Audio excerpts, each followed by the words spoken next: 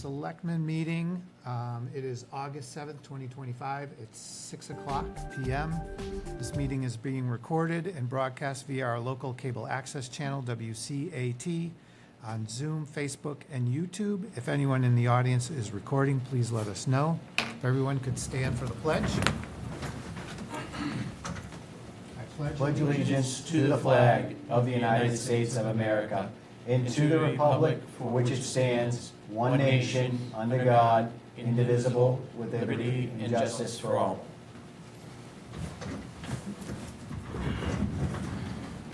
Okay, first up is Fire Chief Monthly Report for July 2025.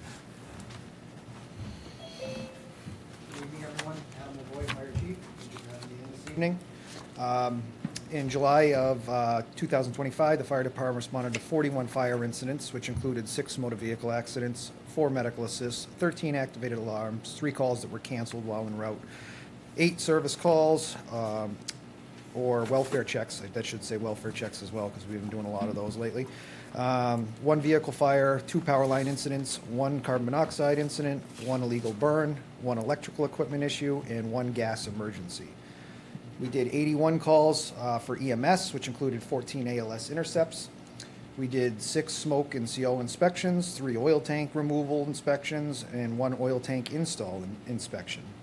In terms of our activities, we took our new skid unit.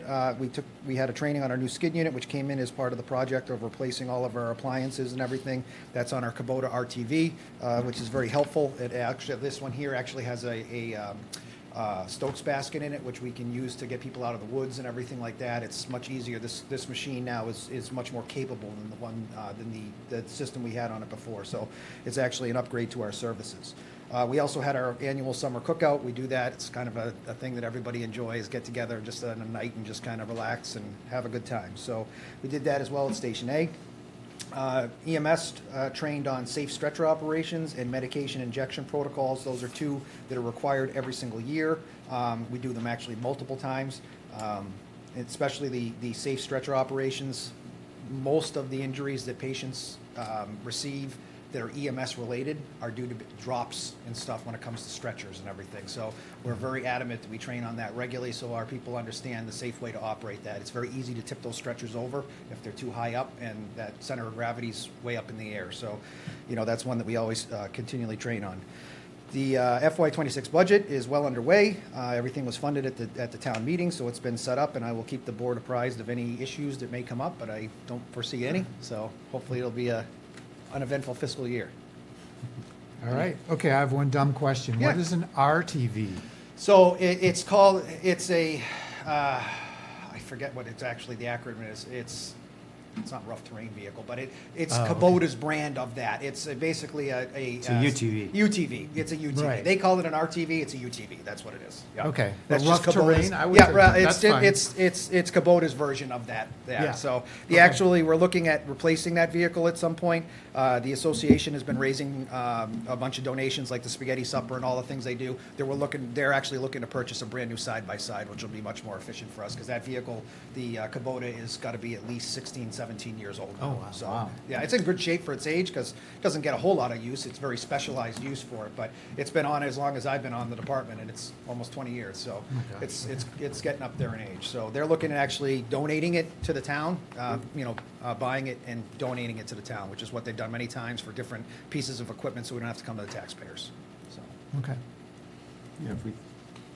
If it's not used and they donate it, you guys wouldn't want it anymore, right? yeah, my guess is, we haven't had the discussion yet, but if we were going to see if like the Parks Department or Highway had use for it. I'm sure it will stay in town. It's still got plenty of life left in it. It's just that particular unit is meant more for like a farm atmosphere. It's not it can go in the woods, obviously, but there's much better units for a patient extrication from the woods and stuff with units that have much more different capabilities than that one. That was more of a farm grade, haul hay and that kind of stuff. So they're looking at buying a unit that's a little bit more specific to, rescues in the woods and things like that.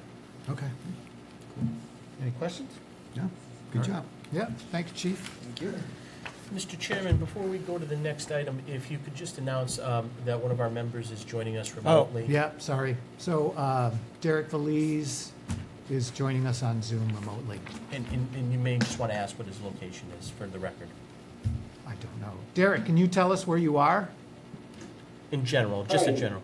I'm in North Brookfield right now. Okay. Okay, all right, thank you. All Thank right. Number 2, discussion with a possible vote on ambulance abatements for the third and fourth quarter FY '25. Anticipated vote. So good evening again. These are standard abatements that we've done. This one's a little bit different. I'll talk about that and why. But these are quarterly. We are required to write off certain debts that the ambulance has or uncollectible monies and things like that. We've done this many, many times. The only difference with this one, you'll see in the fourth quarter, you're going to see some large numbers. And the reason for that is this was a recommendation by the Department of Revenue in that last report that they did, that we really need to knock off some debt that's been withstanding in the town for quite a while. So this has been recurring or accruing debt that's probably been over the last 12 years or so, with patients that just haven't paid their bill for multiple reasons. So I've gone through this with a fine-tooth comb in the last few months to look again, at the recommendation of DOR to get this debt off of the books for the town. So this would include patients that have, unfortunately, are deceased, so we're not going to collect money there. Patients they can't find, patients that have completely ignored collection letters or have moved. Our billing company has exhausted every attempt at this point to be able to find these people. Unfortunately, this is part of running an ambulance service. All towns have to do this. They are large numbers, like I said, but that's because it's been accruing for the last 12 years. Yeah. So you'll see that the third quarter abatements are pretty normal numbers, but the last one you'll see, this is going to knock our bad debt from roughly 500,000 and change down to about 200 and change. I'm still working on that. Some of the people that I feel that should get more collection letters and then reported to different credit companies like Experian and stuff like that, I've done that as well. So I'm hoping that some of this money may trickle back, and if with some additional threats, they may pay up. But unfortunately, that's out of my control. So we'll see. I'm going to continue to work on this, but we really need to knock some of this down according to the Department of Revenue. So moving forward then, are we gonna see bad debt more frequently? You're going to Just, see you me know. write it off more frequently. Yeah, that's what I because mean. it makes no Yeah. sense to carry it on, in the hopes that you may collect, you may get blood from a stone, because a lot of times it's just not going to happen. Unfortunately, some of the patients we pick up, they're not from the area, they're on the Mass Pike, they're, tracking them down and getting bills to them and stuff can become different. They move from place to place. So unfortunately, this is just part of it. Our collection company does the best they can to, get a patient registration form, which we do at the hospital as well. We try to track that person down. They send them collection letters. If they don't respond to the collection letters, there's a couple of avenues that we can go down, but there's also legal requirements that we have to be careful of. People that owe the town a certain amount or under a certain amount of money, you can't report them to Experian and stuff. So there's some regulations there that make it tough for us to collect because it's Massachusetts and the way it works. So the first one, the ambulance third quarter abatements include the month of January, February, and March of '25. Any questions? I'm not happy about it, Yeah. and I don't think any of us are. Well, And I think you're doing your due diligence to it, Yeah. but you can't get money from somebody who's passed away. Well, there that's are a lot of understandable. that. There's a lot of names on there that unfortunately that is the case, and I can certainly understand that. We all know that, but I mean, it's no different. It's frustrating. I mean, it's no different than what we dealt with today earlier, where certain people aren't paying their taxes. What's the chance of getting an ambulance bill paid? So it's it's tough. People are hurting, and that's not just residents. It's people out of town. They if they're struggling financially to pay their regular bills, it's pretty tough for them to pay an ambulance bill. But And we're paying the credit company Yeah. to chase them. yeah, so So we're actually paying out even more, chasing somebody yeah.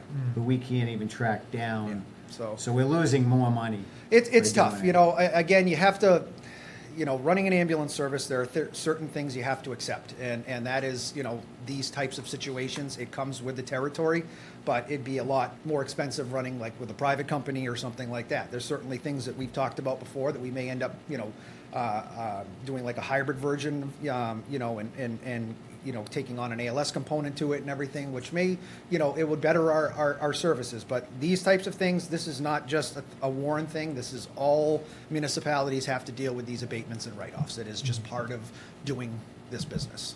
Okay, all right. It's unfortunate, but it is what it is. Yeah. So we need a motion for each month, or how do we do this? For each quarter, Yeah, Okay. quarter. It's All right, usually how it's done. So we have two motions then. third and fourth, yeah. All right. I'll make a motion to approve the ambulance abatements for the third quarter for fiscal year 2025. Second, all in favor? David Dufresne, aye. Richi Hacker, aye. Motion carries. I'll make a motion to approve the ambulance abatements for fourth quarter of fiscal year 2025. Second, all in favor? David Dufresne, aye. Richi Hacker, aye. Motion carries.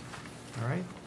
I should add, on the second page of each one of those, you'll see the list of months, and if you look at the very bottom row, that's that accumulating bad debt. So you can see how it knocked it down from, at one point it was at $568,000 or $570,000. It's now down to $202,000. So we're continually working on it, but we're still hoping we're going to collect some of these things along the way if they can be successful in finding If these. somebody lives out of town, there's Yeah. not much we can do to enforce it, so Yeah. it's kind of hard.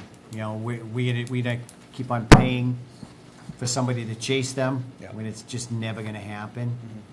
After 12 years, I think it's. Yeah, it's just, it makes sense, and like I said, the Department of Revenue said this, holding on to this is not benefiting the town whatsoever, so Yeah. really need to start working on whittling it down. Okay. All right, thank you, Chief. Thank you, gentlemen. Number 3, Police Chief Monthly Report for July 2025.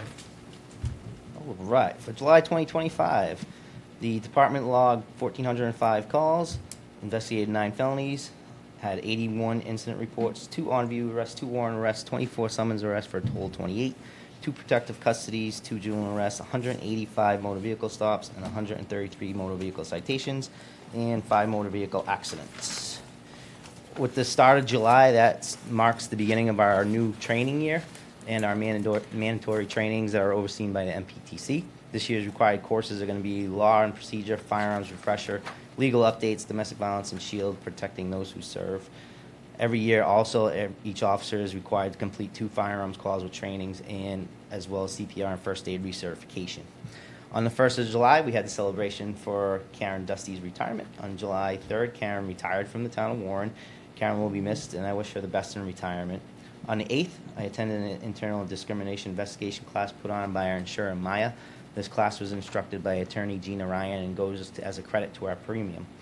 On the 9th, I attended a dispatch operational meeting with the police chiefs and fire chiefs in the Central Massachusetts RECC Dispatch District. At this meeting, we voted on a chair and a vice chair for the operational board. On the 10th, I met with the town accountant to go over the adopted Warren Patrolman's contract and the changes that we will need to be made. On the 14th, I conducted a ride along with newly hired dispatch so she could familiarize herself with the town. On the 15th, we conducted 2 interviews with the help of the town administrator for the open patrolman's position. We're still looking to fill that. We're expecting to have some more interviews later on. On the 24th, I went down to the senior center, who was putting on a clam bake. The center was packed for the event, and Sharon and her staff put on a great party as always. And finally, throughout the month, I regularly checked on the lifeguards at Cummins Pond and the summer program at Dean Park, and popped in at both schools to talk with the principals and the staff working over the summer. We also had a couple of grant-funded traffic shifts that we were able to have for the month. We were running very short-handed this month because we're down a position, and then also in summertime vacation. So probably saw we had a lot of one-man shifts going July and also in August. So we're plugging along and we're doing the best we can. Excellent. Can you give us like a quick update on the regional dispatch? It's like, what's happening right now? Are they So the looking for a new district location? model, Yeah. yeah. So the district model went through, and at the meeting they were talking about. Oh, you weren't there, Adam. Just 5 other towns they're looking for, looking to In addition to to. bring in, yeah. Yeah, wow. Okay. So right now they're looking at, there's a building in Auburn. That's a big building that's already built, which would be cheaper. And by going to the district model, I'm sure Jim had told you, it opens up more grant money. Yeah, So by doing the district, they can proceed, go for the grants that would pay for the building. So it wouldn't come out of our funds or anything, that it wouldn't have to come back on the towns. It would go through these grants. And then the biggest thing is, up here for some reason, back when I first started, every town, every PD, you have what's called a PSAP, the 911 machines, and the state pays for it. So back then, when we had dispatch, we had grants that would pay for their training, and then they started taking it away from us. That's why it became so expensive for us to have our own dispatch. They were taking the grants away from us, so they were going regional. Now they're trying to go from regional to this district model, so it shrinks the amount of PSAPs that are in the state. So it saves the state money, but it gives more grant money out there to fund districts. So right now, that's what the process we're in. They're looking for we went to a district, which is a good thing, so now it opens us up for the grants. And I believe, Jim, if I'm wrong, I think Spencer already signed on. Yeah, they're in the process of They're in the doing process that. of signing on, and then there's, I believe, Southbridge, Charlton, Auburn, and there was one other town that is in talks in Sturbridge that are in talks to join the district. all right. So down south, there's big dispatch centers. They might only, like, Texas probably might only have 2. Wow. But they're big centers, and they dispatch throughout the state. Up here, for some reason, every town had their own, and so now we're going to the model of these big districts. Well, yeah, and I've heard comments here and there over the years, you know, we lost our dispatch, there are only good dispatches local, but, I mean, essentially, we're kind of. They're kind of forcing your hand. You have to go to it. We have to do it. Yeah, it's Yeah. coming too expensive and that's what happened to us. It was But too I would expensive. say this district, I think we're gonna do well on that. If it goes through and these people sign on, it's actually Yeah. going to lower our Yeah, I think assessment. this time, we happen to be like on a good spot. so, Right. yeah. Yep. Not Business going. mayouts will improve the quality that you're gonna get, because the nice thing about this is if all these towns sign on, they estimate they may have between 11 and 15 dispatchers on at one time. And there'd be dispatchers that would be assigned specifically to police calls, dispatchers assigned specifically to fire calls, and then ones that are actually just answering the phone and actually getting that initial information. So right now, a single dispatcher does all those things at one time. So, you know, by breaking it up and having different branches, it's probably gonna be a much more efficient system. So they would pass a call to like Yep, the so they'll have appropriate dispatchers, person. they're gonna rotate, so they'll all be able to do all the jobs, but they'll have a set of dispatchers that are only handling police departments that night. Yeah. And dispatchers that are only handling fire departments. So, you know, so it opens them up for, you know, as the chief said, more grant funding, but it also opens it up, I think it kind of specializes in what the dispatchers are actually doing. So they're not intaking everything. They're not answering the phone saying, what's your problem? Do you need fire? You know, it's all spread out and it makes it just a little bit more, you know, fluid as it goes through. And then So, for an 8-hour shift, after 4 hours, if someone was on the police side, they'd swap over to the fire, so it breaks it up, so it's. Yeah, okay. Any question? No, good job. And, I have to say, you know, for the people that criticize you guys for not doing much, you're doing an awful lot. You know, the 133 traffic citations written, that's a lot. Yeah, we were able to, we had, I think there was only 2 extra shifts, but we had 2 traffic shifts that came in. But like I said, we're running shorthanded right now, and with the vacations, we're even more shorthanded, so. I'm sure somebody who received one of those tickets would not agree with that. Yep, they're out there. Yeah.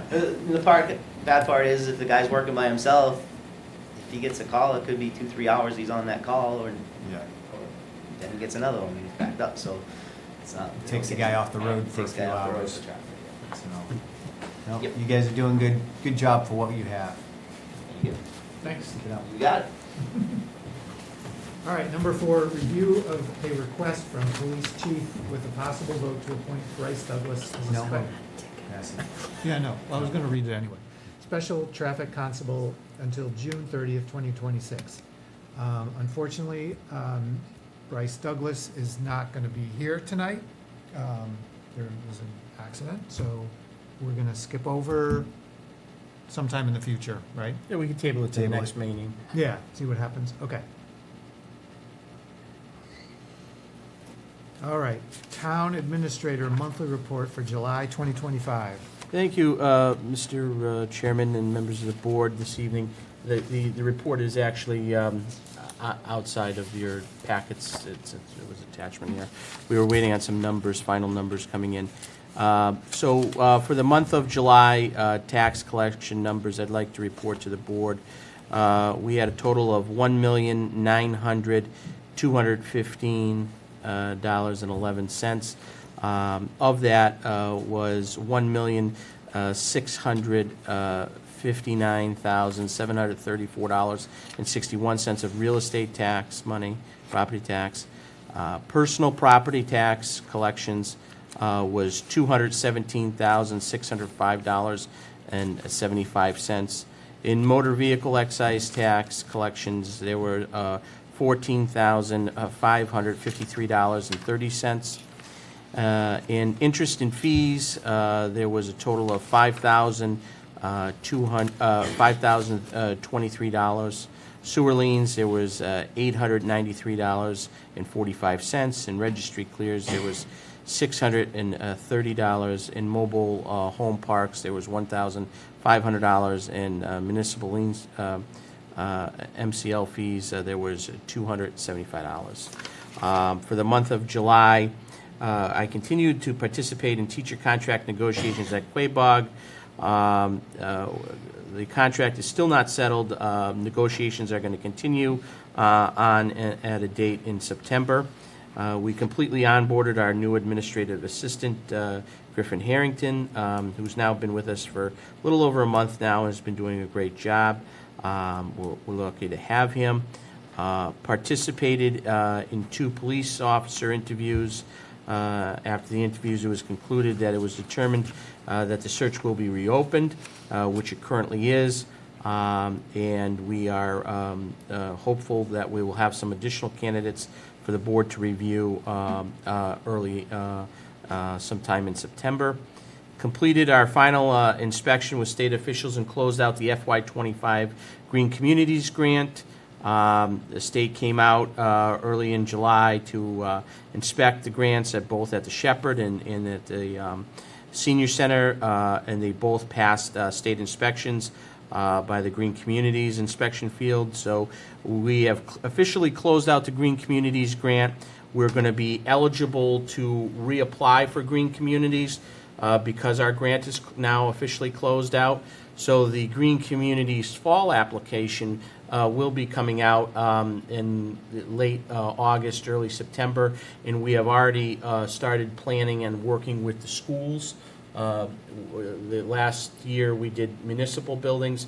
We want to do this year a school building and switch it on and off so everybody has an opportunity at the grant. So we've partnered up. I partnered up with Mark Estrella and Steve Duff over at Warren Community Elementary, and we're looking to do the building envelope, the whole building envelope of Warren Community Elementary. That was brought to my attention by Mark. It was never done. It needs to be completely insulated, weatherization. We're going to do the whole building envelope over there. And I think that's what our application is going to look like for the fall. And so we're going to get that, and we're going to continue to work with the school to get that done. We worked with town departments and legal counsel to finalize the eviction of 38 Elm, which was set for today, and I'll talk about that later in the report. Attended the Warren Clam Bake at the Senior Center. Started drafting ideas for the town's next community grant, Green Communities Grant application. Drafted fiscal year end reports and sought reimbursement on several state and federal grants. Met with a sheet metal company to discuss duck and vent problems at our senior center. As reported at our last meeting, there's duck and vent problems that need to be resolved at the senior center just due to aging, additions that have been added on to the building, that the ductwork is not is not conducive to the building, and that it's old, and needs to be replaced. I will talk about a proposal in my weekly report, and we also had a department head meeting set up for this past Wednesday at 9 with an agenda. So that would be my monthly highlight report for the month of July. Okay, thank you. Oh, any questions? No? Good job. All right, number 6, acknowledgement of the resignation of the animal control officer, Tammy Dufresne, and discuss on posting said vacancy. So, yeah, we received a letter that Tammy, well, I'll just say, I am no longer at the point where I can effectively fill this job role, so she is stepping down. Now, she's not the animal inspection officer, right? Correct. Those are two separate Yeah, positions. she was though, right? I think so, She yeah. was. Yeah, Okay. she All was, right. yeah. So, I had talked to Tammy. She's agreed to stay on until we find a replacement. Yeah. A formal replacement. I do have a job description attached in the back here. We have it up on the web. I would encourage the board that, give it a couple weeks and let's solicit some resumes and cover letters and we can review them. Okay, that sounds good. I recuse myself from everything to do with Tammy. Yeah. So that's all set. Okay.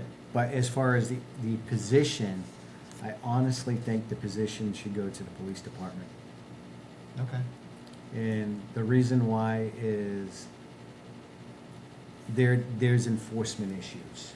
Yeah. And you gotta write citations. A lot of times, she's calling a police officer over to help her Yeah, out they to do the almost job. Always are. So that, she's always having one come with her right? Yeah. to go to a site anyways. And if an animal needs to be euthanized on site, say something was severely injured and it's suffering, she didn't have the capability to do that. She would have a police officer have to come out to do that also. So in essence, the police officer was already doing the job. And I think it's something that if they're willing, and I know I talked to the chief before and there was a police officer willing to do it in the past, was interested in it.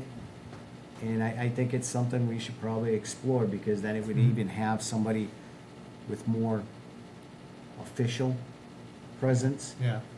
Because I'll tell you right now, she's gotten bitten a couple times. Yeah. Just going up there to respond to a call, and she walks into somebody's yard, and the person lets the dog out, and she's there.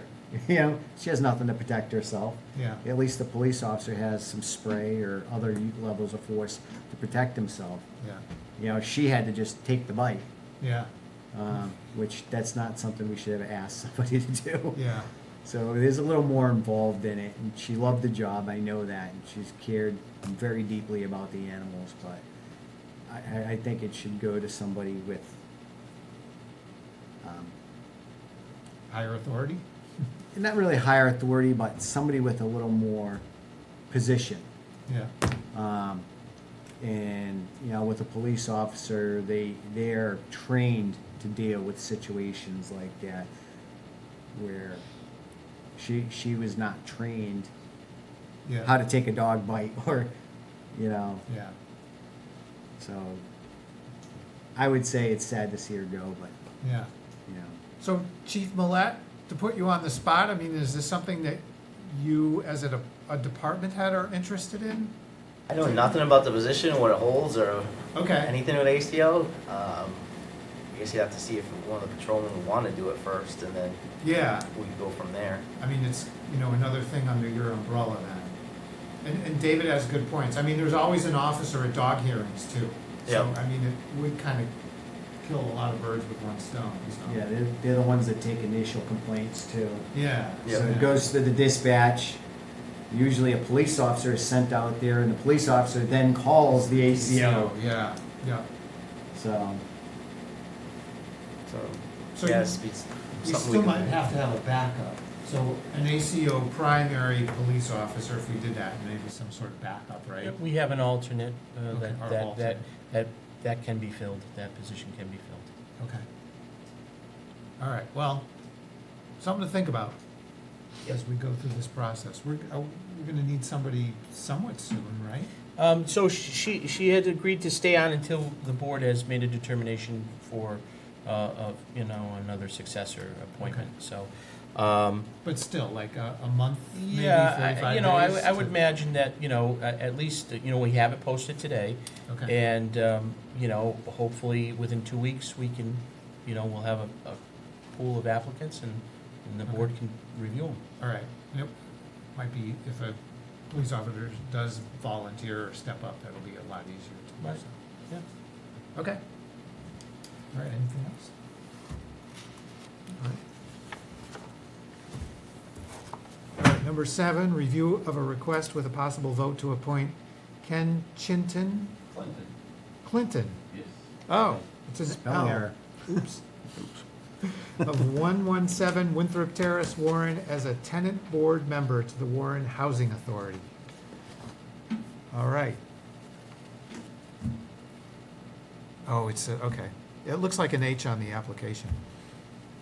All right, so Kenneth, you just want to say something about yourself, introduce yourself, and Hello, my name is Kenneth Clinton. please come up to the mic.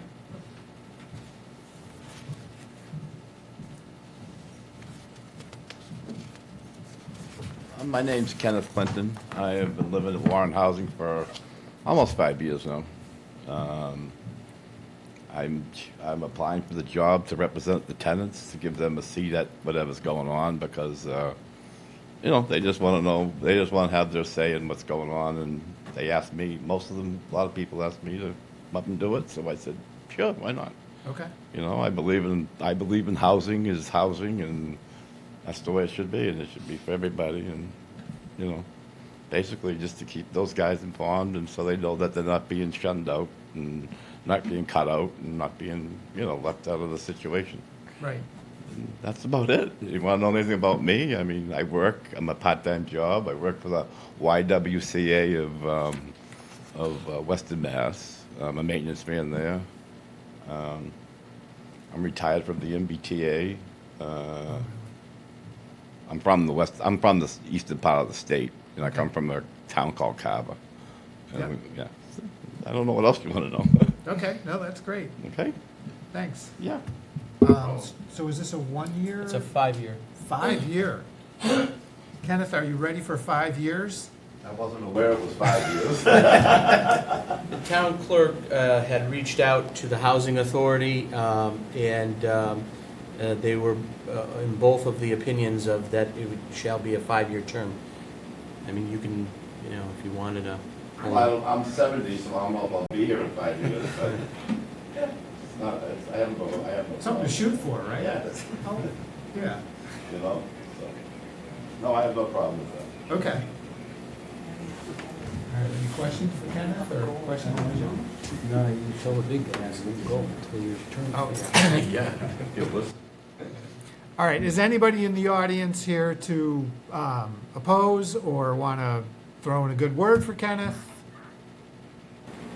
They were all cheering me when I left.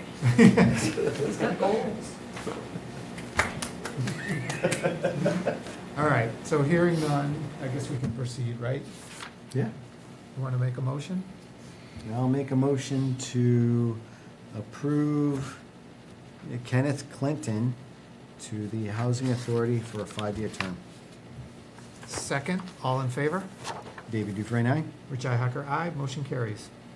Congratulations. Thank you. That's it? That's That's it? it. No secret swearing in, nothing. Well, he's got to get Yeah, sworn You in. gotta learn the secret handshake. You get sworn in at the town clerk's office. Oh, okay.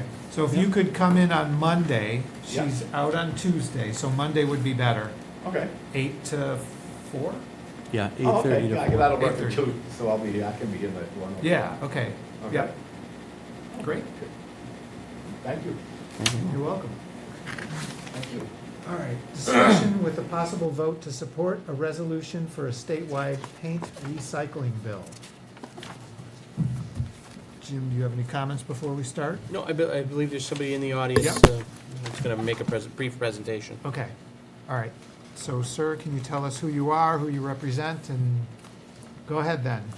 Good evening. My name is Tom Irwin, and I want to thank the board for this opportunity to discuss the important topic of paint stewardship. You certainly know that a serious solid waste problem continues to be in front of us. Costs continue to escalate. Land space continues to become even more scarce. The problem, as you know, is that Massachusetts has limited incineration capacity and landfill capacity and must export 2.8 million tons of trash out of state annually to places as far away as South Carolina. This all occurs while Massachusetts pays more than any other state to landfill its municipal solid waste, $122.63 per ton. Options such as paint stewardship and other EPR programs hold realistic promise of addressing this problem, as demonstrated by states that have been participants for over a decade. Paint stewardship, for those in the audience, is a program where unwanted latex or oil-based paint, this is your first handout, shows the list of these, that can be returned to any participating paint retail store any day the store is open, without a disposal cost and without regard for where the paint was purchased. This program is voluntary, and retailers in Vermont, as an example state, freely come and go from the program as suits their business, as you can see in your second handout. The cost to consumers is 75 cents to $1.25 eco fee paid per gallon at time of purchase. That fee is only $1.60 for 5 gallons. It's, it doesn't expand one for one. The collected latex is recycled, and the collected oil-based paints are incinerated, with the resulting ash becoming part of the final concrete. As a result, these materials do not end up in landfills. This is a true elimination of solid waste. The benefits that Warren will see is that, first, this is going to be a program that Warren residents are going to appreciate. In addition to Massachusetts residents bringing their unwanted paint across borders to states that have the law that you're already aware of, you may also appreciate hearing that of 1,100 residents dropping off items at household hazardous waste days across this state, 91% signed petitions asking their state legislators to become supporters of this bill. This suggests that 91% of residents with the unwanted paint in their basements, of which there are likely many, would certainly appreciate this law. Second, it will cost nothing for Warren or any other municipality, and will decrease household hazardous waste day costs by an average of 50%, freeing up RDP money for Warren to address other important solid waste issues. Also, in addition to 110 communities, that's up from the 108 you read in the first handout, and that's your third handout that shows you the 110, that support paint stewardship, the paint stewardship program is consistent with the state's plans. There is no arm twisting. In your handout 4, you'll see that the MMA is a supporter, as highlighted in their testimony to the Environment and Natural Resources Committee. I've highlighted that in yellow. It's on page 2. On your fifth handout, on the back of that, you'll see that the Mass DP in their 2030 Solid Waste Master Plan calls for product DPR in general and paint DPR in particular as key contributors to moving the state towards zero waste. Of particular note in that regard, this master plan calls for a 30% reduction in waste by 2030 and a 90% reduction by 2050. Without stewardship programs, it is hard to imagine how we can possibly achieve these goals. And finally, with your handout 6, you'll see in June, the EPR Commission created by the legislature prepared a draft recommendation that the legislature should adopt a paint stewardship law by July 1st of 2026. So what's the next step? Last session, legislators commented that if enough municipalities demonstrated that addressing the solid waste issue was an apparent municipal priority, paint stewardship would receive serious consideration by leadership to make it a law. In July 2024, 78 municipalities, which represented 27% of the state's population, had passed resolutions or letters of endorsement. This very respectable level of support did not compel leadership to send the bill to the floor for a vote. Clearly, they wanted even more support. Therefore, in combination with the recent favorable EPR Commission recommendation, we are working to obtain support from 176 municipalities. This will be greater than 50% of the state's municipalities, and as a result, creates a level of demand that will almost certainly result in this legislation being passed. Therefore, with all this in mind, and since paint stewardship is a proven approach to addressing our waste crisis that your residents will appreciate, I respectfully request the Warren Select Board add Warren's valued endorsement of paint stewardship by passing a supportive resolution. Thank you, and I'd be happy to answer any questions. Okay. You have any questions? So, is us being a member of this, or supporting this, what is the town's actual responsibility? What do we have to do? Other than pass a resolution, nothing. Okay, as far as like, we don't have to gather paint or anything like that? Let's say you have a transfer station, this law goes through. Yeah, If you guys decide, nah, we don't want to be involved, it's fine. You don't have to be involved. Well, we've got still a lot of paint in town. You call up Paint Care, that's going to be the nonprofit that manages this whole system, and you say, hey, look, can you guys send out a truck like a household hazardous waste day thing? They'll send out a truck at no cost. They'll collect all the paint and ship it away at no cost. The only thing they're going to ask is, look, if we come out, we'd like to gather up at least 800 cans or so. So if that's the case, then that would be, but it'd be totally free. You have no obligations. There's no arm twisting. The application to become a transfer station that accepts paint or a retail store is 2 pages. And it's basically, who's the contact person, what's the telephone number, what's the address, and a couple of little other details like that. Nothing onerous. No committing your right leg or your first child. So our transfer station is run by a company called Solid Waste Solutions. Okay? So who makes the decision to participate? The town, or was it Solid Waste? Well, I would imagine you folks would have a conversation with your waste collector and you guys would decide what you wanted.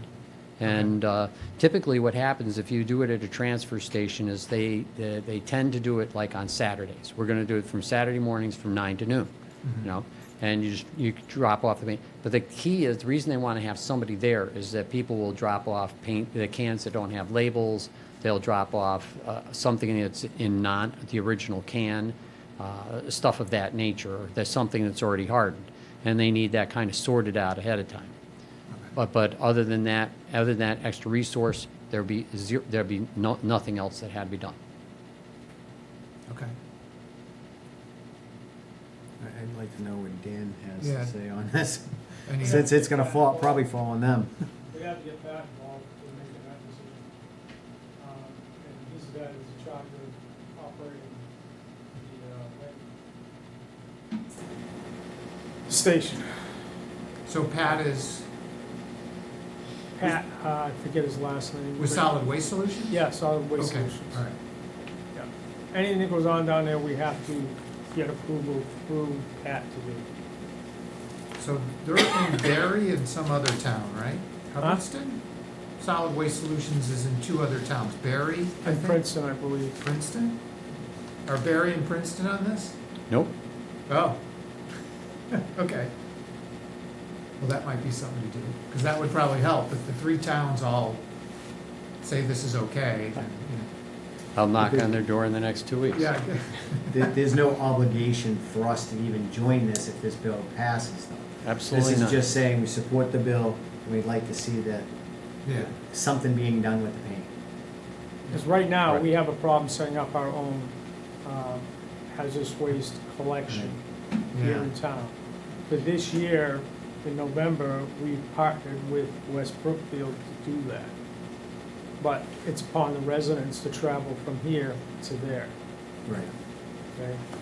We can't set it up here because we can't get the funding to set up our own hazardous waste day, and it's a costly expense. If you look at your handout number 2, you will see on like the 3rd line, it gives you the number of transfer stations in the state that are active, and I think the number is roughly 6. So you've got somewhere between 65 and 72 retail stores involved in the whole state of Vermont, and only 6 transfer stations. And I bet dollars to donuts, they got a bunch more transfer stations than 6. So that just underscores the thing that if you don't want to do it, you don't have to do it. No worries. Well, it seems like it would be, make it more convenient and more, there'd be more participation then. Because if I have to stack my paint cans up until the next time I go to whatever hardware store, versus I go to the transfer station every Saturday, if I can bring my one can, Yep. every time I go, that would be a lot Other thing better. that towns have done is they've made swap shops. So people are going to will go there because they need a gallon of white, whatever. Oh, And so you grab the gallon of white and off you go. No money changes hands. And they encourage that kind of thing as well. And then what gets put into the tote to be hauled away?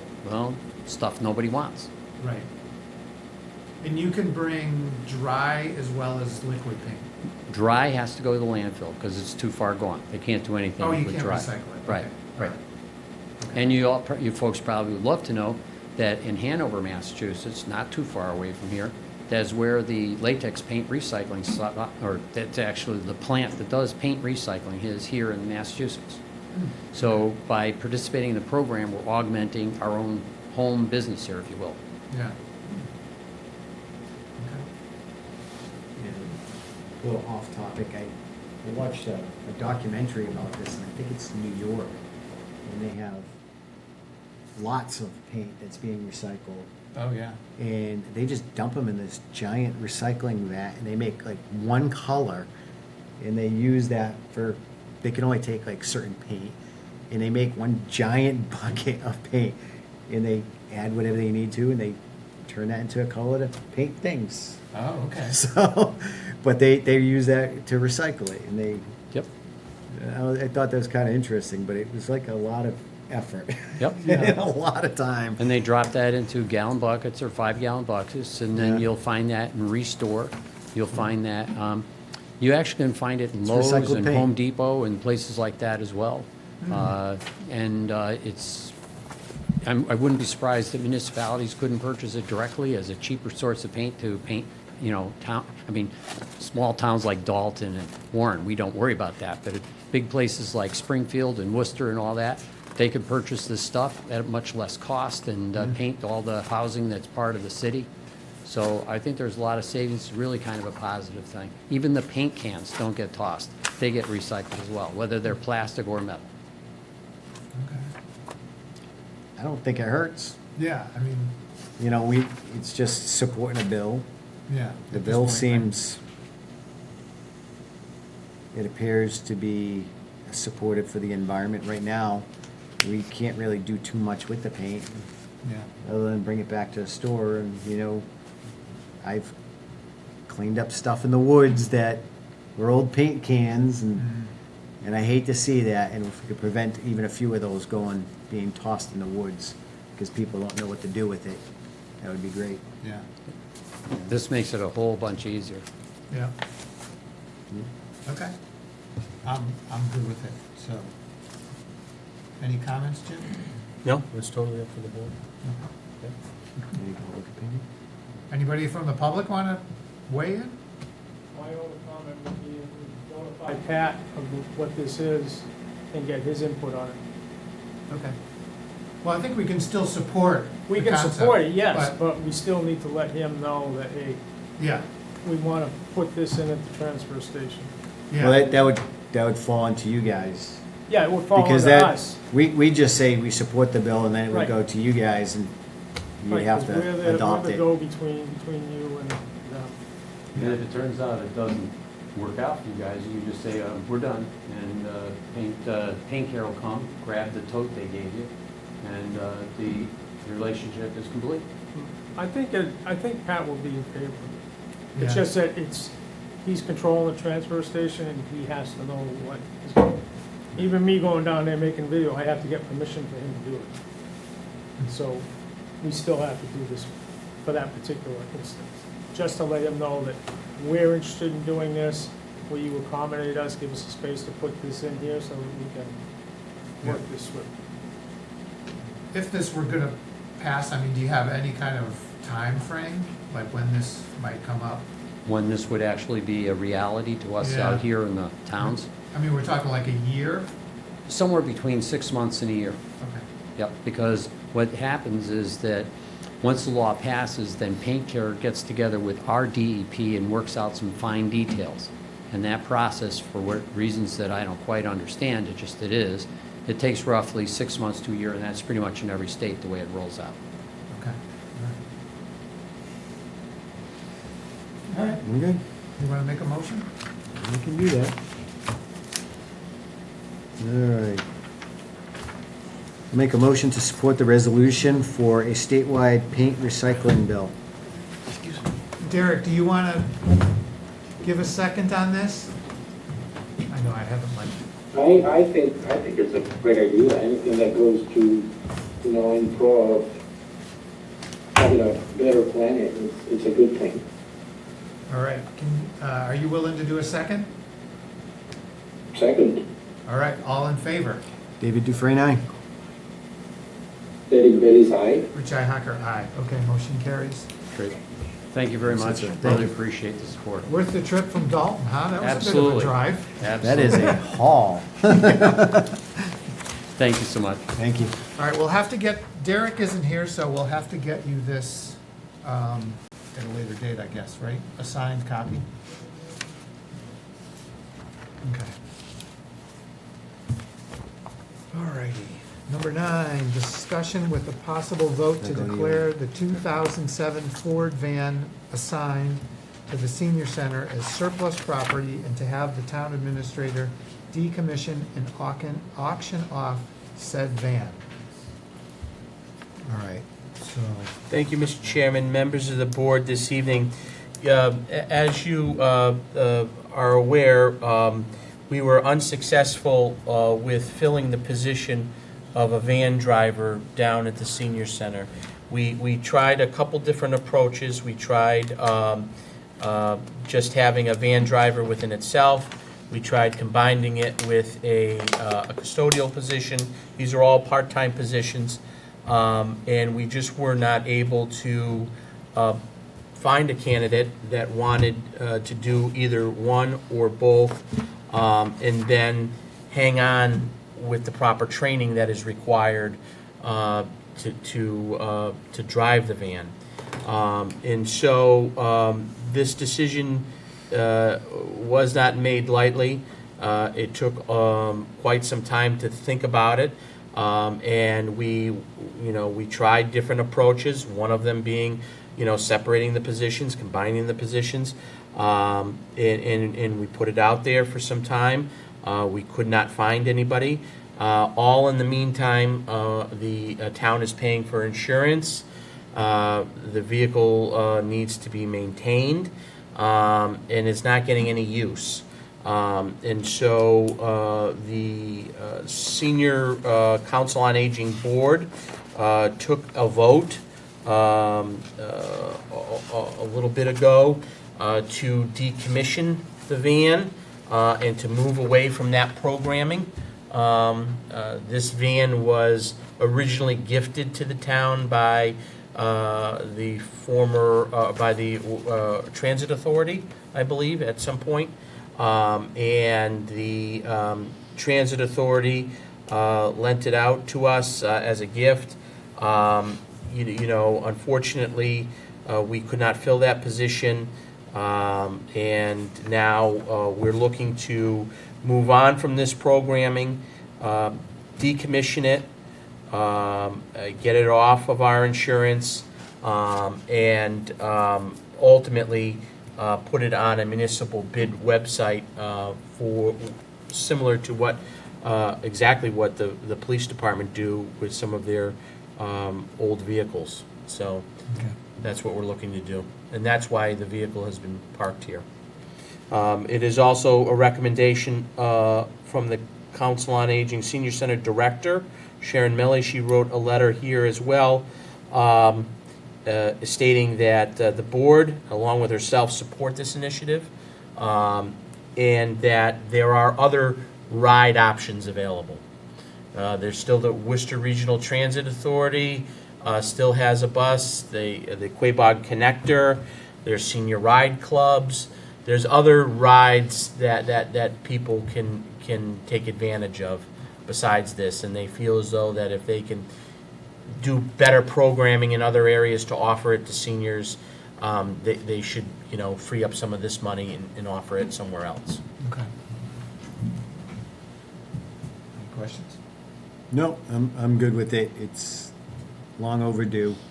We've done our due diligence. The senior center's tried to fill the position, not able to fill the position. The vehicle is actually deteriorating. It's Yeah. just sitting there going bad. And even, it's out of, it's past its inspection. Well, not past, it's beyond the inspection. So it's just a waste of money right now at this point in time. We gotta do something with it. Okay. Derek, any comment? No, no comments. Okay. All right, so you wanna, I'm fine with it too. All right, I'll make a motion to declare the 2007 Ford van assigned to the senior center as surplus property and have the town administrator decommission and auction off said van. Is there a second? Derek? I can, Second, it takes me a few seconds to. yeah. David Dufresne, aye. Bailey's eye. Richi Hacker, aye. Sorry, Derek, I was skipping over you before, so I am now correcting that. No problem. You're not next to me, so it's hard. All right, number 10, discussion regarding the recent inspections of the 2 chair lifts at the Shepherd Building. Thank you, Mr. Chairman. So, members of the board, before you this evening is a pretty extensive packet from the chairlift manufacturer that inspects and maintains our chairlifts here at the Shepherd Building, Garaventa. There's 2 chairlifts in this building. One is closest to the tax collector's office, and that chairlift services both the first floor and the second floor of this building, goes all the way to the top. That is a 1997 chairlift, and has been in place since then.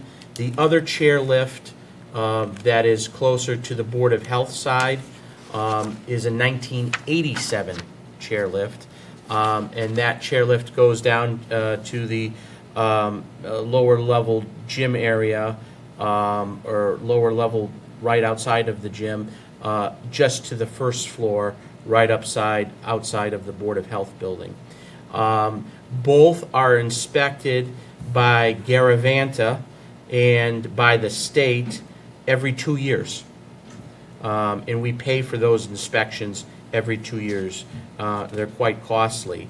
Those inspections entail a pre-inspection and an actual inspection. And so back in June, we were scheduled for our pre-inspection, and at that particular time, the chairlift that is closest to the tax collector's office wasn't working properly. It would intermittently work.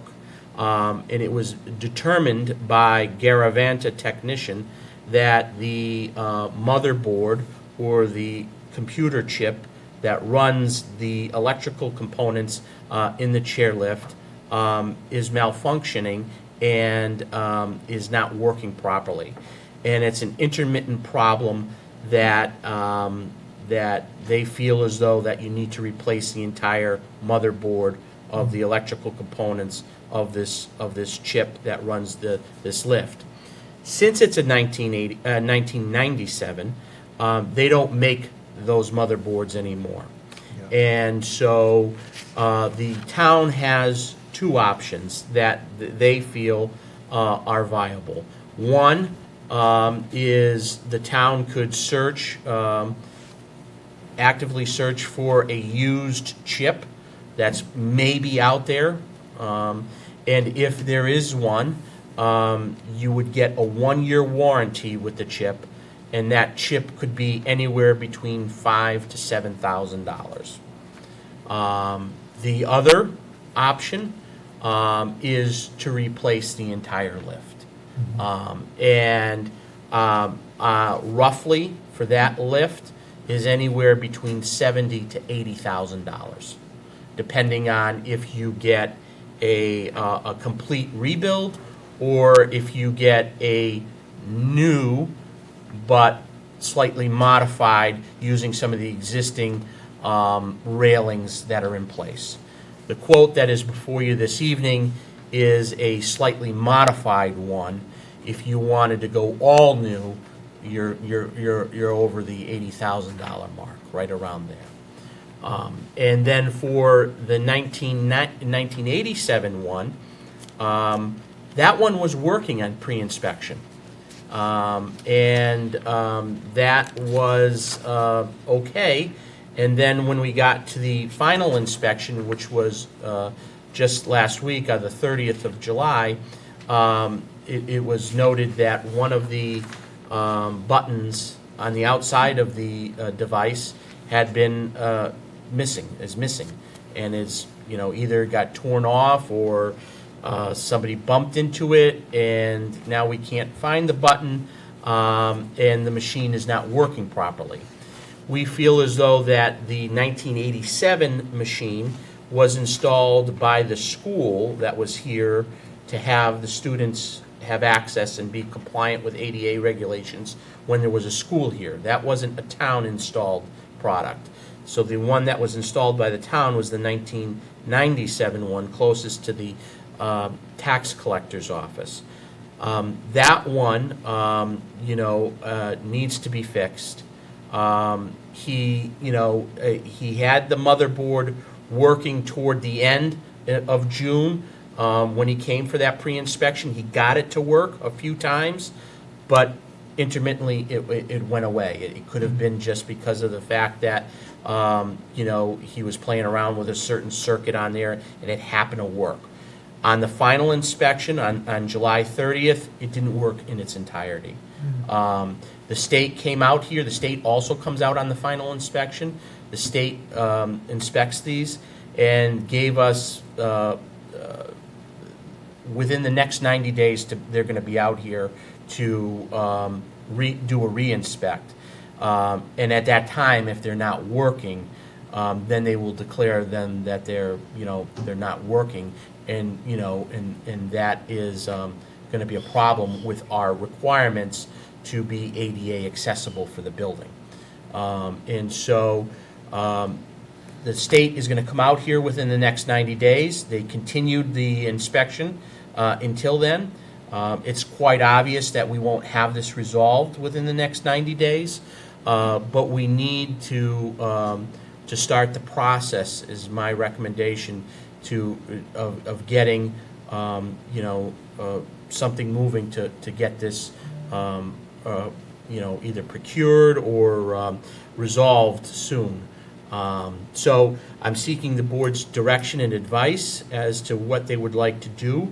I think that it is a 1997. It's well beyond its useful life, and I think that the board should consider installing a new device, because we're going to need to be compliant with ADA.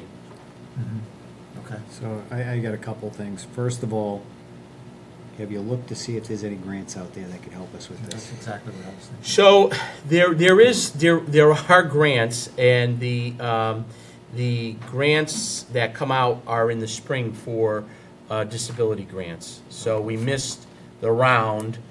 They usually come out in like April or May, and there's a possibility that there could be funding for this through that office. The other thing I have is because we have the voting downstairs, I think there's a requirement, we have to have restrooms available to all people for voting in case they have to be ADA compliant. And we would need to have this fixed to have that for voting. Because that's their only way to get up if they need a lift, unless they go all the way around the building. I'm not sure how they would, on the voting aspect, that doesn't go down into the gym for that one. It just goes to the lower, to the entry level door outside. It doesn't go into the Yeah, gym. but there's another lift inside the gym. No, there isn't. There isn't? No, Oh, it's not anymore? that was decommissioned. Okay. That one's done with? Yeah, It no longer goes from the gym floor all the way up to the staircase. yeah, that was decommissioned Okay. years ago, before my time. So are we compliant, ADA compliant in the gym at all? Well, I mean, I don't know what, what For functions. voting purposes. I don't know of the requirement of having a bathroom made available. I mean, certainly, obviously, somebody could come up here to use the bathroom, but I mean, I don't know if there is a requirement for that. Yeah, but if they're handicapped, they can't. They'd have to go all the way around the building to go to the front of the building to get to it. So I guess the other question is, can we just ditch the rear one, and fix the front one, but then now you have this problem maybe? Yeah, I think, there's a strong possibility that you can. I would like to chat with the building commissioner. And I think that, we need one that will go to the second level, right? Second floor. So that one by the Board of Health does not go to the second floor. It only goes to the, to the ground floor of the gym area there, and then it goes up to the Board of Health. So, I think I think that one could potentially be decommissioned. Yeah. And I would get with Lori and make sure, because if that affects anything to do with voting and that causes issues, we might have to do that. You want to check into that before you start signing that one off, because if that happens, we might have to change our voting location again. Because if it's not compliant, So the, Could I speak to that? I don't mean to interrupt, but you can end that conversation. It's not a requirement for a polling place to have access to a restroom. The general requirements with the ADA are, of course, pertinent, and so it is a good consideration, but it's not a legal requirement for the polling place to have restroom access. okay, Just- all right. So that's a good thing, because, well, we don't know that for sure. That's just one opinion. Okay. We should get an opinion on that. Oh, well, Find yeah, out- yeah. Find out for sure, to make sure if it is, it isn't, because that would help us a lot. yeah. so then the next thing is, could we take the one in the rear and move it to the front? Because all we need is the unit itself, we don't need the rails. No. See, the issue is that that's a 1987 and this is a 1997. all right. So it's just like, like a car, it's a totally different model, totally different parts, and it's a totally different configuration. Okay. And this is only one company, right? I only talked with Garavanta because they're the ones that obviously sold this to the town way back when. They're the ones that have inspected it and has maintained it. That's who we've called for problems. They are quite costly, but they're not the only game in town either. So, I mean, we can, explore these options, but I want to bring this to the board's attention that this could be a problem for us to operate out of here if we're not in compliance with this. Yeah. I shouldn't say it could, it will be a problem. And so, the board, and as I mentioned this at the department head meeting, we may even have to, because of the urgency here, we may have to consider a special town meeting to get funding to do this. So I guess that would be another question, is can it wait till a special in November-ish? And/or can it wait until we can apply for a grant? So Which is that's probably the risk not- that the board is gonna take with you know, any potential lawsuits, a complaint, you know, a discrimination, you know, thing, you know, that is real. And it just takes one, you know, one complaint to, you know, cost the town some money. Yeah, okay. But if you guys are comfortable with that, then you let me know, and I can, you know, proceed in whatever way you want. I think we have to figure it out. I think you gotta do some more research for us, check what we actually need, and what we can get away with, and, you know, see if there's any way out there. I'd talk with the, you know, the reps, state reps Mhm. and stuff, see, maybe they have something available. Like an emergency. Yeah, some sort of funds, you know, for, you know, ADA compliancy, and I would probably call the company that we had, I'd do our inspection for ADA compliancy. Maybe they can give us some hints and, you know, send us in the right direction and say, hey, you know, this ain't available, but you could probably get this. And, or this company might help you with that, you know? Yeah, and it might be worth, the whole time you're doing this, just look for a motherboard. I don't know where you'd look, but, I mean, if we could get a year out of it while we apply for a grant, Amazon, yeah, well, probably not, but, probably not. yeah, go ahead, Derek. How about if we talk to the building inspector a little bit, maybe he knows something more, since he has the code right on his books. Yeah, Yeah, I will have a chat with him, and, you know, I'm sure his conversation is gonna be, well, you gotta get it fixed, you yeah, know? well, that's fine, I mean, you can come back and tell us, Yeah. you know, he said get it fixed, so. I think we all know we have to get it fixed, because Yeah. again, we have to be ADA compliant. If somebody can't get up into the building, I mean, somebody could We're come here not- next week and, yeah, we're not compliant.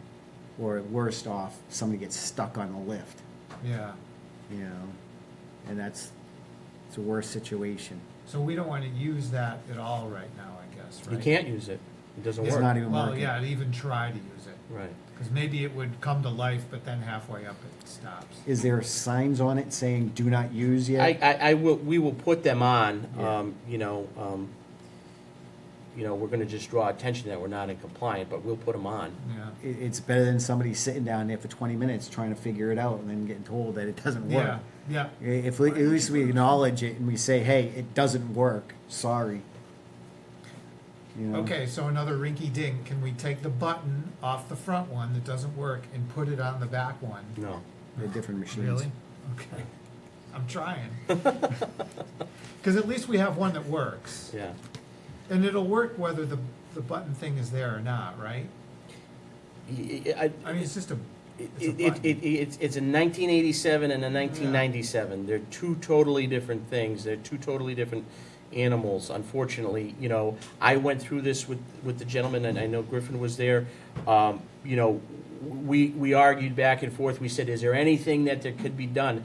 And the guy's like, it's a 1997 and a 1987. What do you want from me? You know, I mean, you know, they don't make these parts anymore. So, Yeah.